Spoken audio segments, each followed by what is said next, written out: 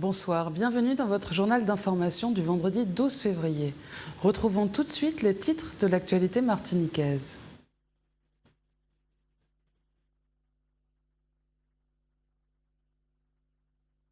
Le préfet et le procureur de la République ont présenté ce matin les chiffres de la sécurité 2015. Malgré le sentiment d'insécurité souvent exprimé par la population, le bilan est positif.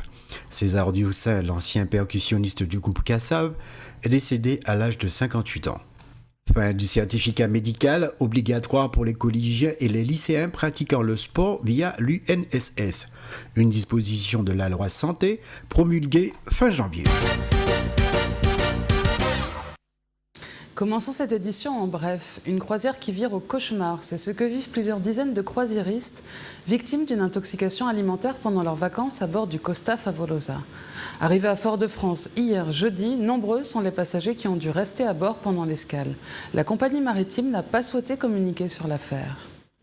Et en images maintenant, ce matin, la presse était conviée à la caserne Gerbaud à Fort-de-France pour la présentation des chiffres de la sécurité pour l'année 2015. Les violences physiques ont baissé de près de 4%, un bilan positif selon les services de l'État. Un reportage de Jean-Pierre Zabulon. C'est entouré du procureur de la République, du représentant de la gendarmerie et du directeur départemental de la sécurité publique que le préfet de la Martinique, Fabrice Rigolet-Rose, a dressé ce vendredi 12 février 2016 au matin le bilan de sécurité 2015 en Martinique. C'est vrai que notamment sur tout ce qui concerne ce qu'on appelle les atteintes et violences à l'intégrité physique, c'est-à-dire la délinquance sur la voie publique, les agressions, les vols à l'arraché, c'est en baisse significative en 2015, près de 4%, après des années de baisse continue qui nous permet en 2015 d'avoir le chiffre le plus bas depuis 7 ans. Le plus bas depuis 7 ans, ici en Martinique, sur les violences à l'intégrité physique.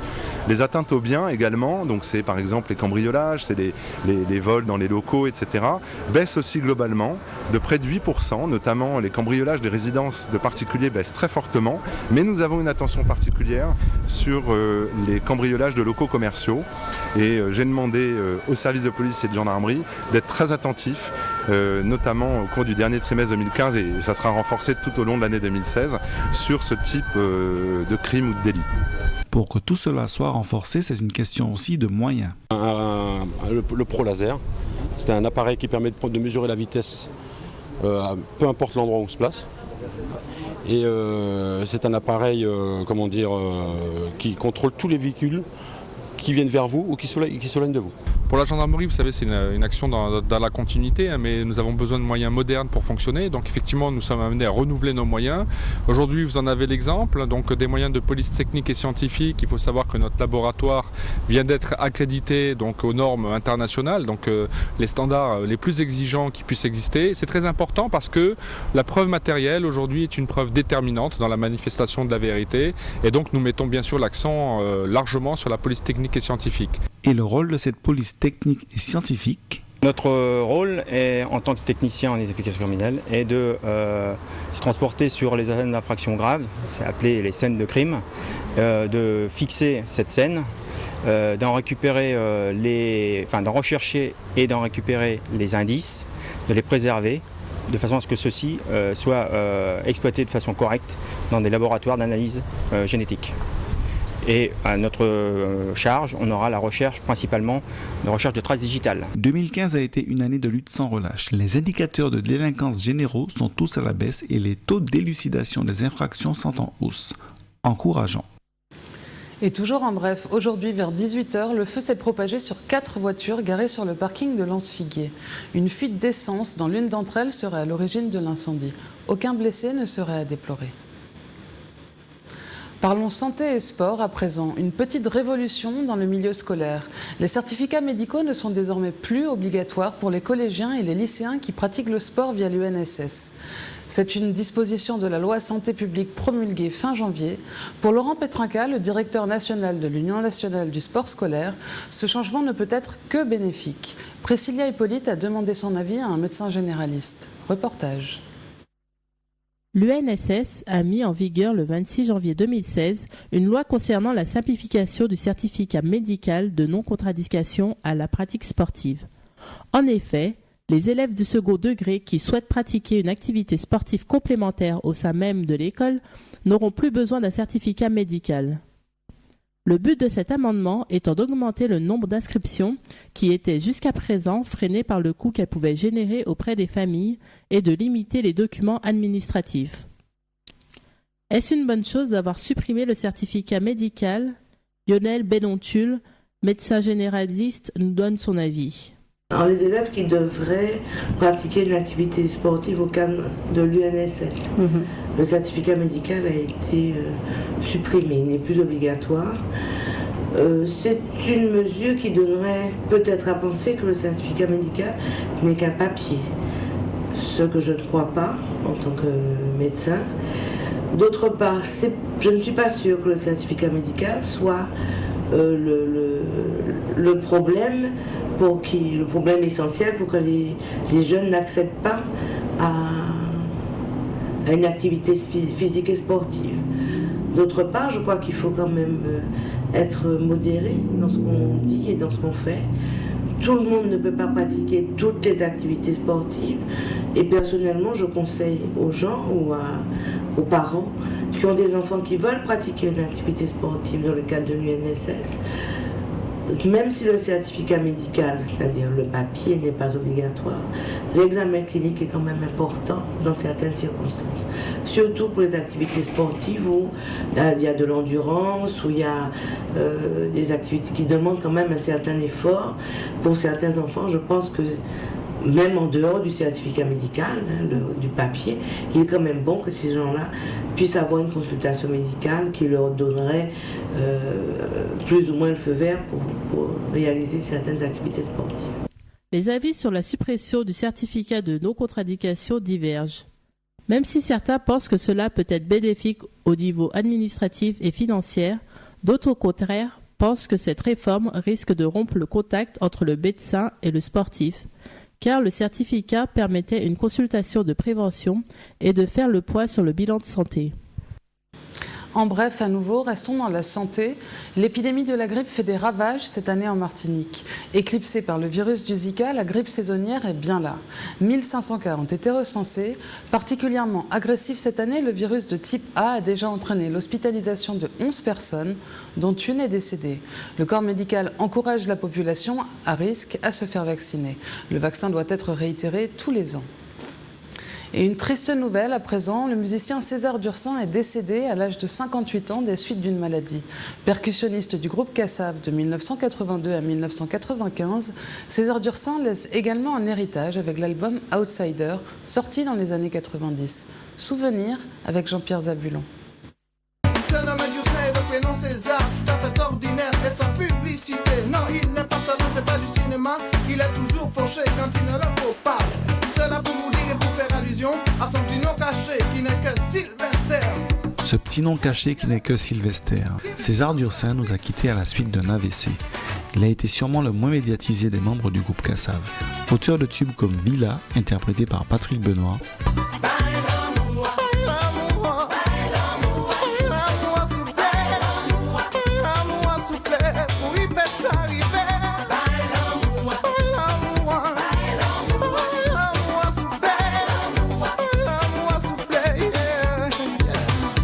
aussi de Ayim Pamol.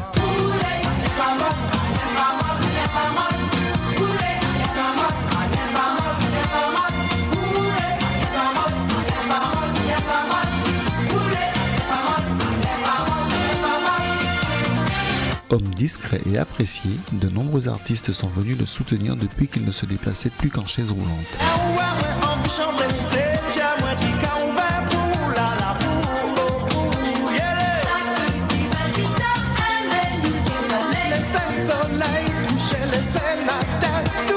Une page Facebook a même été créée sur laquelle tous les membres du groupe Kassav lui ont rendu hommage.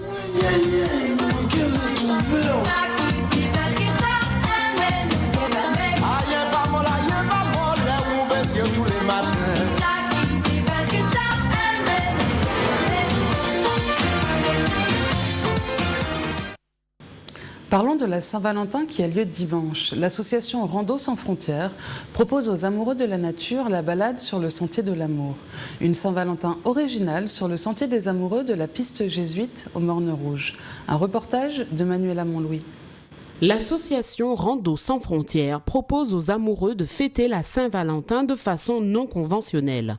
En effet, ce dimanche, une randonnée particulière se déroulera sur la piste des Jésuites aux Mornes Rouges.